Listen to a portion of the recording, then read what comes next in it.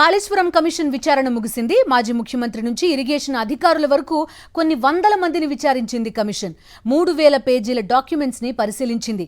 Final రిపోర్ట్లో 300 పేజీలుంటాయని చెప్తున్నారు. Commission ఇచ్చే నివేదికను బహిర్గతం చేస్తారా చెయ్యరా అనే సందేహాలు కలుగుతున్నాయి. ప్రభుత్వ నిర్ణయం ఎలా ఉండబోతోంది?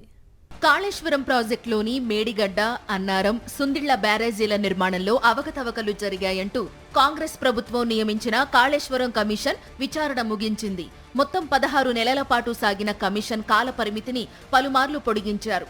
ఫైనల్ గా కమిషన్ కాలపరిమితి ముగిసే నాటికి విచారణ కూడా పూర్తయింది. నివేదిక కూడా రెడీ అవుతోంది. కాళేశ్వరం ప్రాజెక్టులో పనిచేసిన అసిస్టెంట్ ఇంజనీర్ నుంచి ఐఏఎస్ ఆఫీసర్ వరకు, కాంట్రాక్ట్ ఏజెన్సీల నుంచి మాజీ ముఖ్యమంత్రి కేసీఆర్ వరకు సంబంధిత వ్యక్తులందరినీ కమిషన్ విచారించింది. మొదటగా అందరికీ నోటీసులు ఇచ్చిన కమిషన్ వాళ్ల నుంచి అఫిడవిట్లను తీసుకుని బహిరంగ విచారణ చేపట్టింది. ప్రతి ఒక్కరి నుంచి సమాచారాన్ని డాక్యుమెంట్ రూపంలో తీసుకుంది. దాదాపు 115 మందిని బహిరంగంగా విచారణ చేసింది. అధికారుల స్టేట్మెంట్ ఆధారంగా పొలిటికల్ లీడర్లకు నోటీసులు ఇచ్చి కమిషన్ ఆఫీస్కు రప్పించుకుంది. మాజీ సీఎం కేసీఆర్, మాజీ మంత్రులు హరీష్ రావు, ఈటల రాజేందర్లను కూడా విచారించింది. అందరూ ఇచ్చిన స్టేట్మెంట్ల ఆధారంగా తుది నివేదికను commission chief justice Pinaki Chandra Ghose తయారు చేశారు.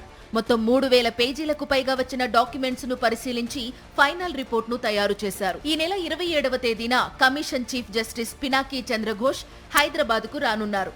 ఫైనల్ రిపోర్టు రెడీ అయినట్లు ఇరిగేషన్ అధికారులకు ఇప్పటికే సమాచారం అందించారు.